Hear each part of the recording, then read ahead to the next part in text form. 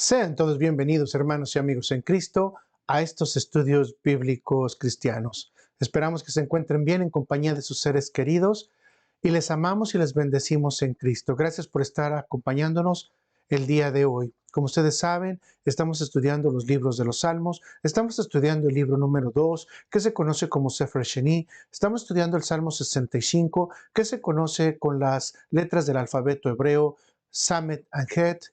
El Salmo 65 contiene 13 versículos bíblicos conforme a la versión Reina Valera 60 o las versiones en español, y también podemos decir que en el libro de los Salmos masoréticos o hebreos contiene 14 versículos bíblicos. Mi nombre es Luis Enrique Gutiérrez, soy su hermano en Cristo.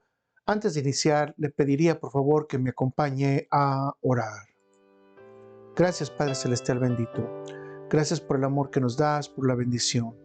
Señor, que tú pongas en nuestro corazón todo aquello que debemos de aprender el día de hoy. Que abras nuestras mentes para que podamos recibir. Padre Celestial, pero lo más importante es que podamos poner en nuestras manos para poder ejecutar. Señor, te pido por cada uno de los hermanos que se van a reunir, por cada uno de ellos, para que tengan de nuevo fuerza, poder, energía, y especialmente tú les abras las puertas para que puedan predicar el Evangelio a los demás.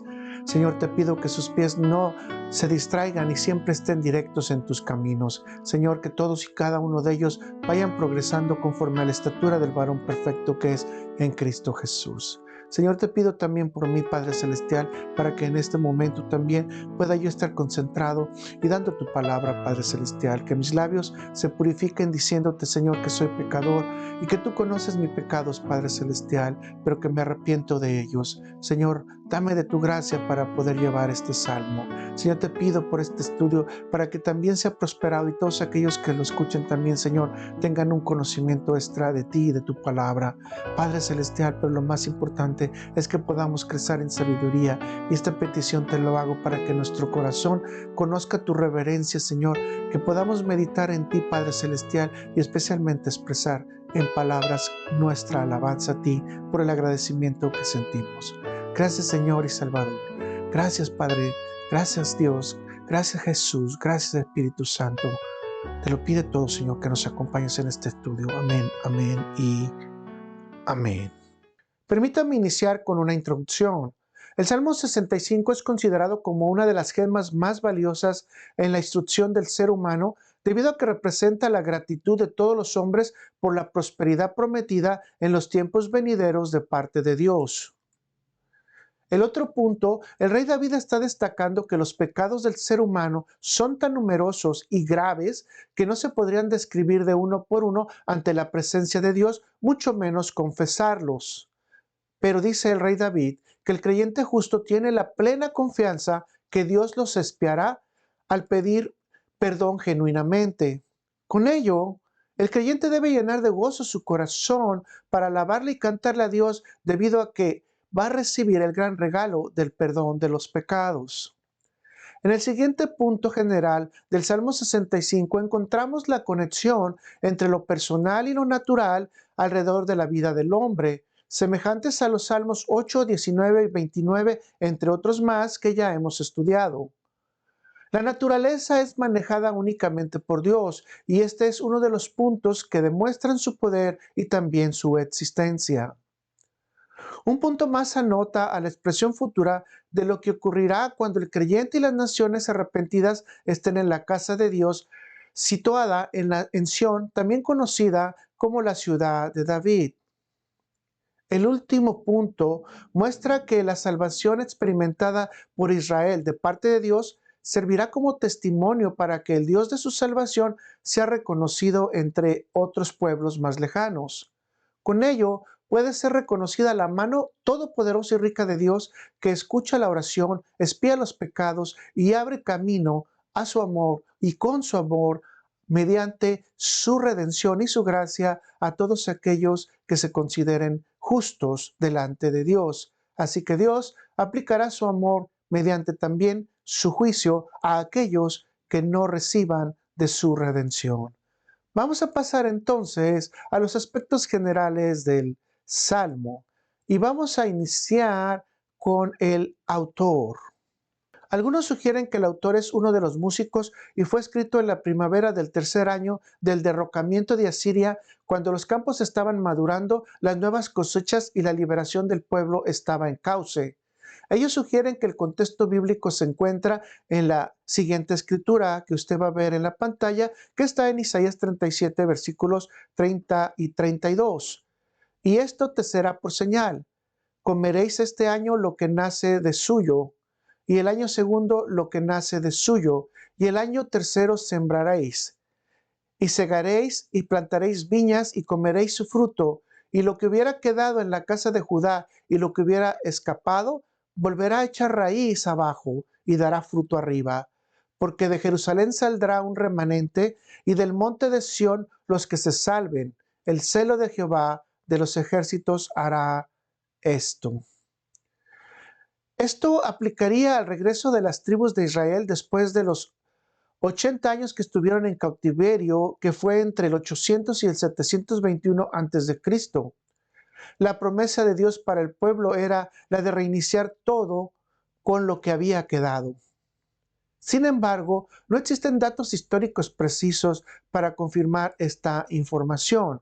Entonces nos quedamos con la información consistente que está en el título del misterioso Salmo 65 y que acredita como autor a David. Vamos a ver la fecha. Como hemos mencionado, la fecha no se puede determinar, sea un caso o el otro, pero puede considerarse que la fecha del Salmo fue antes de la construcción del primer templo y obviamente tendría que ser en la época del David, aproximadamente entre los 960 o 980 antes de Cristo. Vamos a ver los participantes. El participante es la matzea, conocido como el músico principal o el director sinfónico.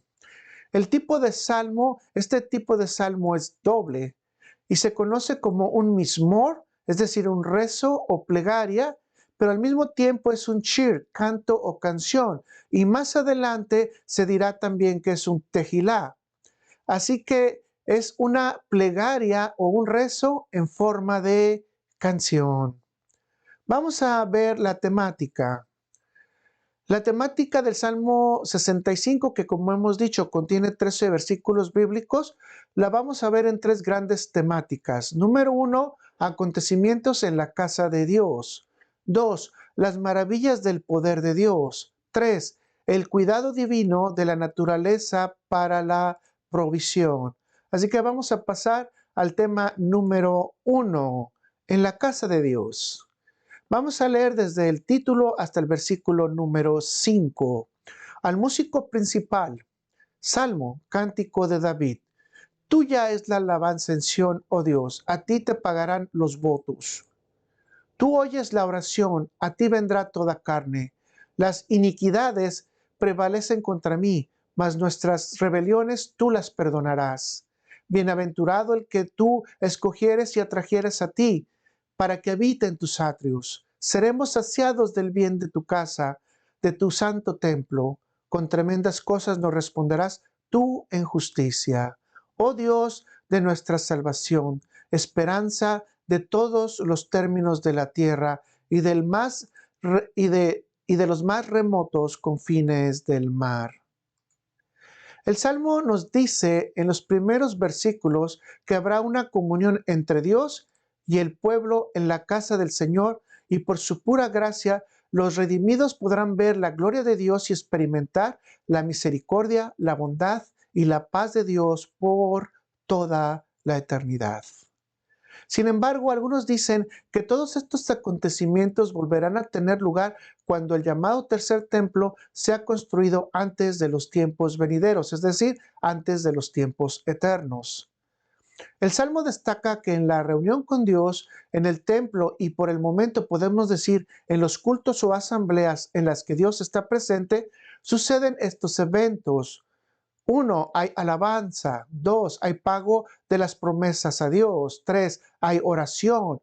4, hay arrepentimiento. 5, hay perdón. 6, están presentes los redimidos. 7, recibe la bondad de Dios. Y 8, se tiene la confianza de tener las respuestas esperadas a cada una de nuestras peticiones. Esto nos da una idea de lo que tiene que acontecer en una verdadera reunión con nuestro Dios Todopoderoso. Imaginemos qué pasaría si todas las reuniones, todas las asambleas o todos los cultos hubiera algunos de los ingredientes que al momento ya hemos mencionado. Esto sí sería una reunión de poder. Por otro lado, puntualmente el Salmo nos confirma 6 verdades. Vamos a irlas desglosando cada una. Verdad número 1. Toda la alabanza le pertenece a Dios. Tenemos que decir que toda alabanza es para Dios y nadie más puede recibirla, llámese un ser celestial o llámese un ser humano.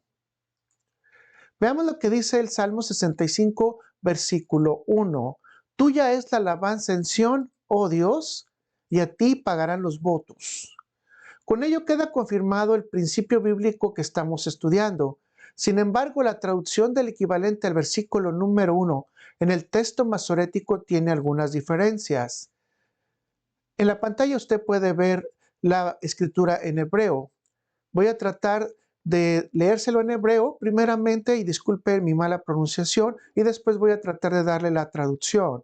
Dice, Lehat dumiyat tehilat Elohim betzillon ulha yeshulam neder. La transliteración sería la siguiente. Para ti el silencio es alabanza, Dios Todopoderoso en Sión, y a ti será cumplida la promesa. La pregunta inmediata es, ¿cómo el silencio puede ser alabanza? Tratando de reconciliar esta diferencia, las versiones griegas trataron de ayudar al versículo diciendo que toda la alabanza le pertenece a Dios. Por su parte, la Biblia de las Américas trató de que fueran más claros los conceptos al traducirlo de la siguiente manera, y se encuentra también aquí ahorita en la pantalla. Para el director del coro, Salmo de David, cántico. Silencio habrá delante de ti y alabanza en Sión, oh Dios, y a ti se cumplirá el voto. Sin embargo, la transliteración, para ti el silencio es alabanza, Dios Todopoderoso en Sión, y a ti será cumplida la promesa, tiene explicaciones muy íntimas en relación entre Dios y el creyente justo que no podemos pasar por alto. Aquí les presento algunas de las explicaciones más importantes. A. La boca es limitada para expresar todo el agradecimiento o los atributos de un Dios infinito. Un corazón sincero puede reconocer la magnificencia divina en silencio y expresarle a Dios en espíritu y en verdad lo que es imposible decirle con la sola boca. B. Las formas de alabar a Dios son infinitas e inagotables y no están limitadas al razonamiento o entendimiento humano debido a que es una relación personal entre Dios y el creyente. El silencio es entregado como alabanza cuando se medita en el corazón con reverencia y le es expresado a Dios con los labios las hermosas palabras que vienen de un corazón que contempla la belleza de Dios. Meditar para después hablar. Esto sería, en resumen, este punto. Okay. C. El silencio se convierte en alabanza cuando el ser humano reconoce su incapacidad y dependencia ante Dios, dando un testimonio elocuente al reconocer la magnificencia de Dios que desafía cualquier comprensión humana. Todas las explicaciones aportan algo, así que debo decir que toda la alabanza hablada o en silencio le pertenece a Dios, así es como lo expresa el versículo masorético. Continuamos con la siguiente verdad, verdad número 2. Todas las promesas serán pagadas ante su presencia. El creyente sabe que debe someter su voluntad a la de Dios y pagar todo lo que haya prometido. El ejemplo es Ana, mamá de Samuel. Esto lo podemos ver en Primera de Samuel, capítulo 1, versículo 11. E hizo voto, está hablando obviamente de Ana, diciendo, Jehová de los ejércitos, si te dignares mirar a la aflicción de tu sierva y te acordares de mí y no te olvidares de tu sierva, sino que dieres a tu sierva un hijo varón, yo lo dedicaré a Jehová todos los días de su vida, y no pasará navaja sobre su cabeza. Ana cumplió su promesa de llevar a Samuel al templo y dejarlo en la casa de Jehová que estaba a cargo de Elí. Consecuentemente, todos los creyentes deben pagar sus promesas a Dios, aunque por el momento no exista un templo físico en donde se pueda acudir. Literalmente, tendríamos que decir que el creyente cristiano es templo del Espíritu Santo, consecuentemente tiene el compromiso personal de pagar sus promesas en cualquier momento. La siguiente verdad es, Dios escucha la oración. En la casa de Dios, la oración del creyente es escuchada en todos sus niveles, sea para petición, para necesidad, para arrepentimiento o para petición de perdón de pecados. Lo hermoso es que Dios responderá con su gracia a cada creyente conforme su amor y misericordia y con su justo juicio. El siguiente verdad es 4. Todos los seres humanos vendrán a Dios. El Salmo nos dice que todos los seres humanos vendrán a Dios, es decir, los creyentes completamente dependientes de Dios, así como los impotentes y desamparados que se refugian en la esperanza de conocer a Dios. La excepción serán aquellos que persisten en negar a Dios o estar en su necesidad o duro corazón en contra de Dios. Leamos esta confirmación en Isaías 45, versículos 24 y 25. Y se dirá de mí, ciertamente en Jehová está la justicia y la fuerza, a él vendrán, y todos los que en contra de él se enardecen serán avergonzados. En Jehová será justificada y se gloriará toda la descendencia de Israel. No hay mucha esperanza para aquellos que no quieren conocer al Señor, porque definitivamente la Escritura dice, serán avergonzados. Vamos a la siguiente verdad. 5. Dios perdona las transgresiones. Como lo hemos mencionado, Dios responde al pecador arrepentido con su misericordia y gracia. Los casos de culpas abrumadoras, convertidos en cargas insoportables, solo es necesario traerlas a Dios y Él se encargará de expiar nuestras culpas y pecados.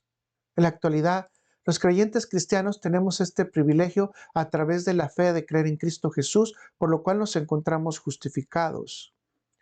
La última verdad de estos versículos dice que 6, Dios reconoce a los que estarán con Él en su casa. Estas afirmaciones traen mucho conflicto por el entendimiento teológico. Sin embargo, el Salmo establece que Dios escogerá a quienes estarán con Él. Puedo explicar, sin ofenderle, que la Biblia nos dice que el ser humano está muerto en sus delitos y pecados y no puede escoger por su propia voluntad porque está muerto. Un muerto no tiene voluntad. Así que Dios le llama a sus elegidos con su misericordia para que habiten en su casa. Este concepto lo explica Pablo de la siguiente manera. Veámoslo en Efesios 1, versículos 3 al 6. Dice, bendito sea el Dios y Padre de nuestro Señor Jesucristo, que nos bendijo con toda la bendición espiritual en los lugares celestiales en Cristo, según nos escogió en Él antes de la fundación del mundo, para que fuésemos santos y sin mancha delante de Él. En amor, habiéndonos predestinado para ser adoptados hijos suyos por medio de Jesucristo, según el puro afecto de su voluntad.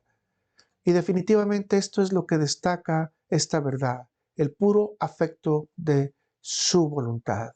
Tenemos entonces la seguridad de que todos los que dio el Padre a Cristo estarán reunidos en torno a Sión, gozando este privilegio especialmente en la Nueva Jerusalén. En otras palabras, la iglesia de Cristo estará presente ahí.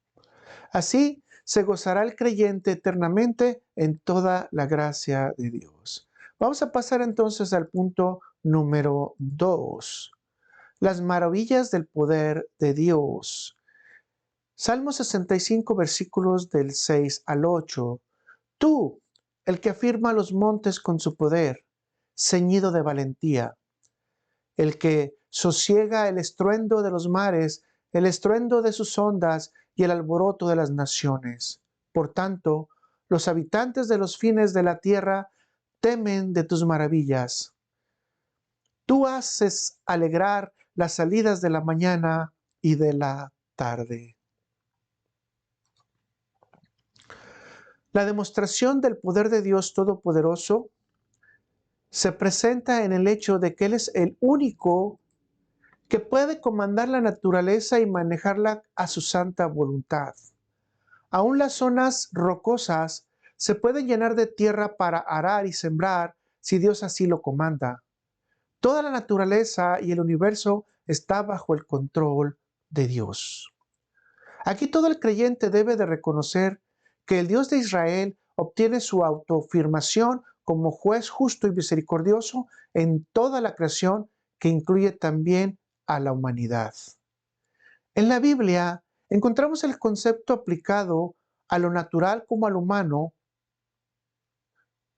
viendo cómo actúa el Dios soberano en todo y obviamente reconociendo la soberanía total de Dios. Y esto lo podemos ver en Isaías 45, versículos del 5 al 7, que dicen de la manera siguiente: Yo soy Jehová y ninguno más hay. No hay Dios fuera de mí. Yo te ceñiré aunque tú no me conociste, para que se sepa desde el nacimiento del sol y hasta donde se pone que no hay más que yo. Yo Jehová, ninguno más que yo, que formo la luz y creo las tinieblas, que hago la paz y creo la adversidad. Yo Jehová soy el que hago todo esto.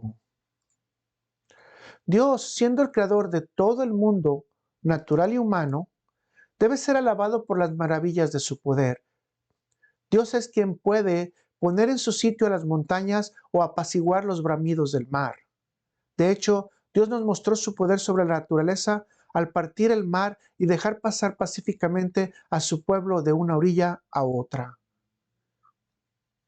Esto también abre un espacio para cotejar la divinidad de Cristo, que nos muestra su poder sobre la creación cuando calma la tempestad.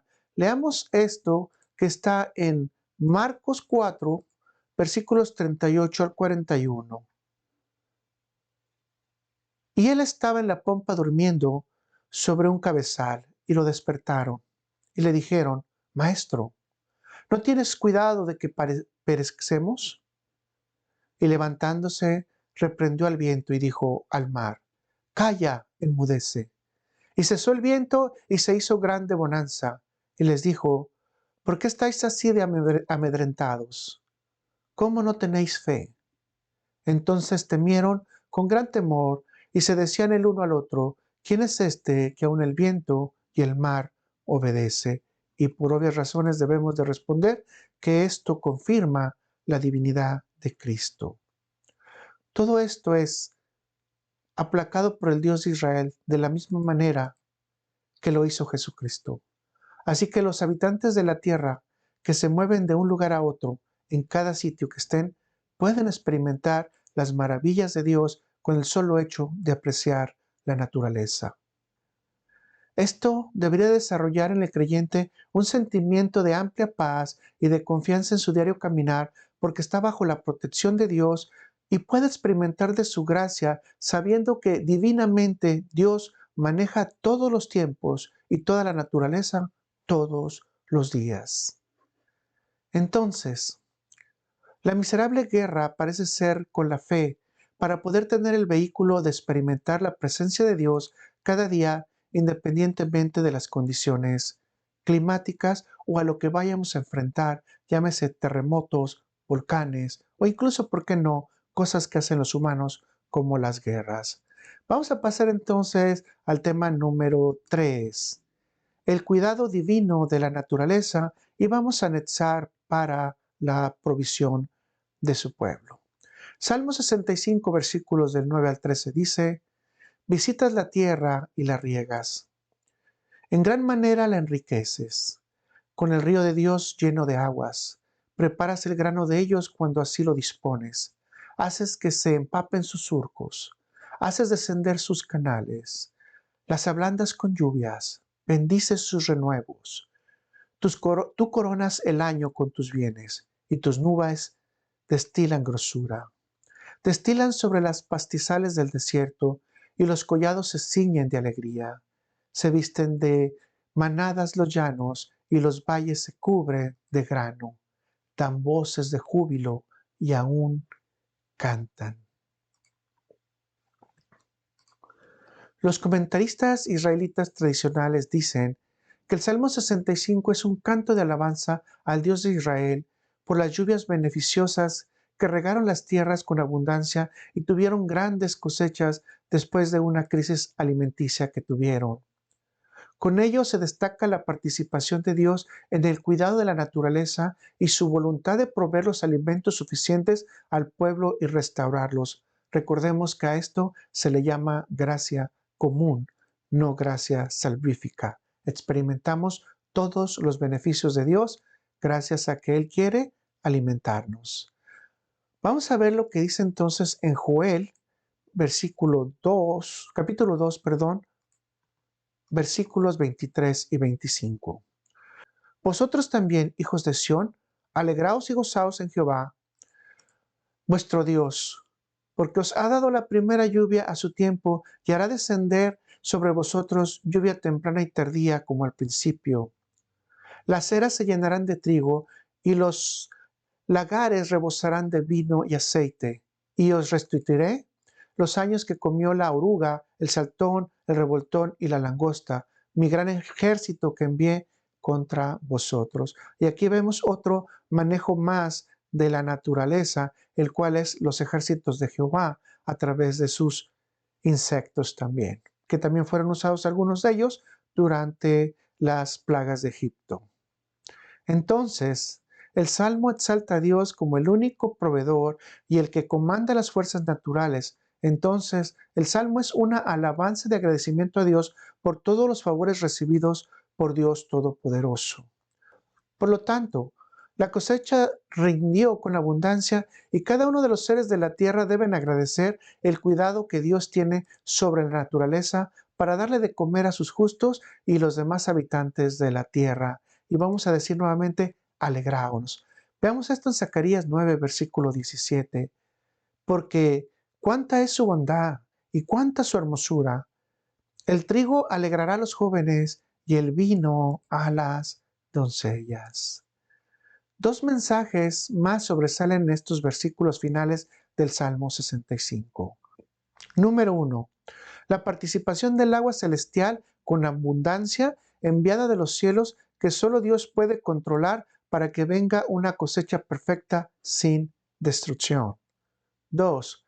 La alegría de la creación de Dios al participar en el plan divino produciendo los alimentos bajo la orden de Dios. Podemos ver el inagotable almacén de beneficios que le trajo a Israel que toda la creación trabajara con alegría para Dios. Entonces, Dios levantó y cuidó las cosechas que necesitaban los habitantes de la tierra, pues preparó la tierra según la abundancia de su fuente, regando abundantemente los surcos de la tierra con alegre cooperación de la creación, y todos pueden experimentar la bondad de Dios. Y esto no solamente ocurre al pueblo de Israel, sino también a sus creyentes. Esto es un mensaje muy hermoso para los creyentes de Dios. Todos debemos de trabajar con alegría para Dios, llevando los beneficios necesarios para los demás, especialmente las buenas nuevas de salvación y el reconocimiento de nuestro Dios Todopoderoso a todas las personas. Podemos entender entonces que aquellos que estaban pasando tiempos difíciles se sentían espiritualmente abatidos, abandonados, desnudos, desnutridos, tristes y quizás algunos sentimientos más, después de las crisis o probablemente de las invasiones de los enemigos que ellos estarían pasando. Mas ahora, dice el Salmo, están llenos de alegría porque saben que Dios les escuchó en Sión y que tienen la lista de la provisión y todas sus necesidades están cubiertas porque Dios gobierna con su poder a favor de sus justos y Él viste los campos de trigo y los árboles para que todos tengan la provisión. Estos son hechos puros y sólidos para nunca perder la fe y seguir esperando en la gracia de Dios. Por lo tanto, la alabanza es necesaria para reconocer la bondad y la misericordia de Dios trabajando en nuestras vidas. La voz del creyente debe estar lista para alabar a Dios con su corazón agradecido, pero especialmente meditando sobre todas las maravillas y el cuidado que Él tiene en su gracia para nosotros. Y no olvidemos meditar en silencio para también conectar nuestro corazón con aquel que solo lee los corazones y darle también nuestra alabanza y agradecimiento en forma pacífica, silenciosa y amorosa a Dios. Vamos a revisar entonces ahora las preguntas. Pregunta número 1. ¿En dónde debe alabarse a Dios? 2. ¿La falta del templo limita la expresión de toda la interacción con Dios? Explique. 3. ¿Puede haber alabanza en silencio? Explique. 4. En base a lo que dice el Salmo 65, ¿qué sería un verdadero culto de poder o asamblea en la actualidad? 5. ¿Cuáles son las promesas que debería hacerse a Dios, si es que alguna puede hacerse? 6. ¿Qué opina acerca de la predestinación? 7. ¿Qué ejemplos tiene actuales de la manifestación de Dios a través de la naturaleza? 8. ¿Cuál es el almacén de beneficios que nos da el Salmo 65? Agradecemos nuevamente que nos haya estado acompañando en el estudio del Salmo 65. Esperemos que la información haya sido de edificación y también sirva para tener mayor confianza en la gracia de Dios y su manifestación poderosa en todos los creyentes. Te amamos, te bendecimos, pedimos para ti que esta semana sea llena de gracia, que puedas buscar a Dios en toda la manifestación natural, pero especialmente en las verdades que Él nos da, porque Él quiere que nosotros estemos cercanos a Él todos los días. Gracias nuevamente, Dios te bendice y si es posible, te esperamos en el siguiente salmo, que será el salmo número 66.